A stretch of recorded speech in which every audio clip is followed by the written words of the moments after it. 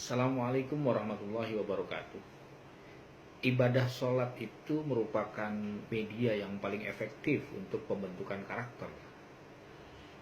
Jadi ketika orang ingin membentuk karakternya lebih baik, karakter building, ya, pembentukan karakternya lebih bagus, maka sebenarnya agama sudah menyiapkan sebuah piranti, sebuah ibadah yang fungsinya sangat efektif untuk pembentukan karakter menjadi lebih baik.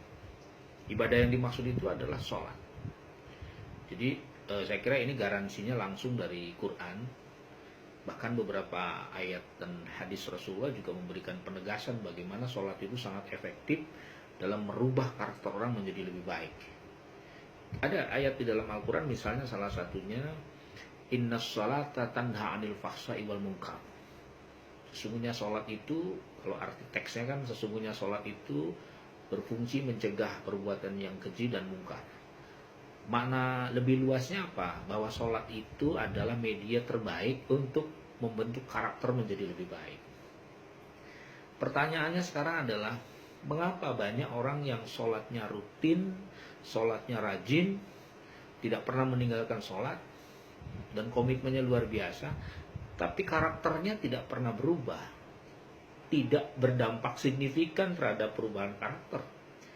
Sholat tetap dilakukan, tapi tetap saja dia sangat kikir misalnya. Sholatnya rajin, tetapi kalimat-kalimat dan bahasa ucapannya pada orang lain masih tetap kasar. Sholat dilakukan, tapi hidupnya selalu mengeluh. Gitu. Sholat dilakukan, tapi arogansinya makin tinggi, kesombongannya makin tinggi. Ini sebenarnya hampir dipastikan kalau itu terjadi, sholatnya belum benar. Itu pasti, karena kan garansinya dari Allah. Kalau sholatnya benar, pasti akan berbanding lurus dengan perubahan karakter. Kalau orang sholatnya benar itu, idealnya dia tidak akan lagi menjadi orang yang arogan.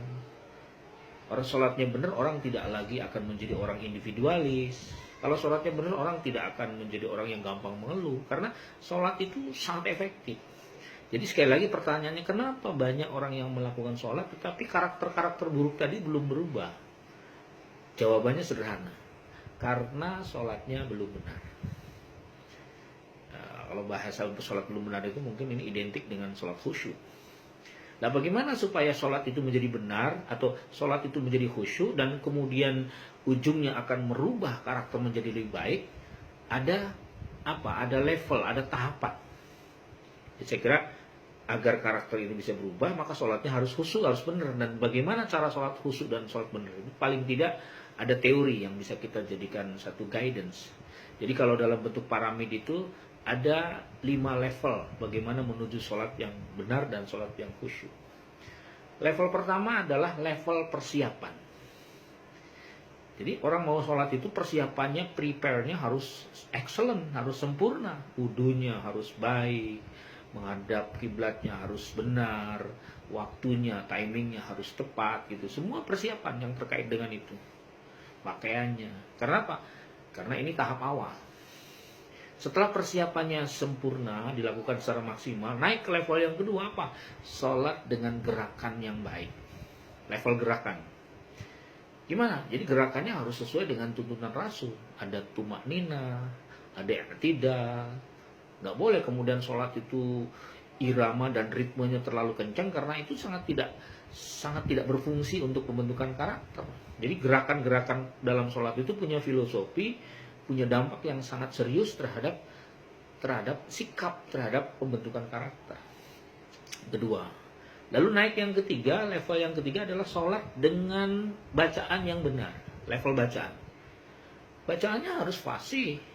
Karena bacaan yang baik, bacaan yang fasih akan berdampak pada kelembutan dan cara berpikir kita dalam melakukan sesuatu. Kalau bacaan sholatnya baik, bacaan sholatnya benar paling tidak, maka itu berpengaruh juga pada tingkat kekhusyuan salat. Jadi, nah kalau sudah persiapannya benar, gerakannya benar, kemudian bacaannya benar, apakah itu sudah disebut sebagai sholat? Ternyata belum, itu baru latihan sholat.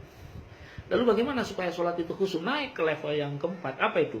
Level pikiran dan akal. Akal dan pikiran. Maksudnya apa? Sholat dengan akal dan pikiran kita. Jadi fokus. Jadi ketika orang sholat itu pada level keempat menghadirkan semua pikiran kita fokus dalam melaksanakan sholat dan tidak terganggu oleh pikiran-pikiran yang lain. Dan yang terakhir, yang kelima, level yang tertinggi, dan ini luar biasa kalau orang sudah pada tingkat kelima. Bagaimana kelima? Itu sholat dengan hati dan perasaan. Jadi level hati dan perasaan. Kalau sudah sholatnya menggunakan hati dan perasaan, maka ini sangat efektif. Akan menumbuhkan sholat yang khusyuk. Sholat yang dengan kekuatan khusyuk akan menafikan kegalauan, akan menafikan keburukan, akan menafikan rasa depresi, dan seterusnya. Nah, ketika 5 level ini dilakukan secara holistik, secara sempurna, secara komprehensif, maka jadilah sholat itu menjadi sholat yang benar, sholat yang khusyuk. Kalau sholat yang khusyuk, maka itu berdampak pada perubahan karakter. Jadi artinya apa? Kalau orang tetap sholat tiap hari, rajin melakukan sholat, lagi-lagi kemudian tidak ada perubahan, dia tetap bakhil, dia tetap kikir, dia tetap sombong, dia tetap dengki, padahal dia sholat. Hampir dipastikan itu sholatnya belum benar. Mudah-mudahan dengan latihan sholat khusyuk dengan 5 level tadi akan bisa membantu kita menciptakan sholat yang terbaik, sehingga sholat yang kita lakukan benar-benar punya dampak yang signifikan terhadap perubahan sikap mental kita. Terima kasih. Mohon maaf. Assalamualaikum warahmatullahi wabarakatuh.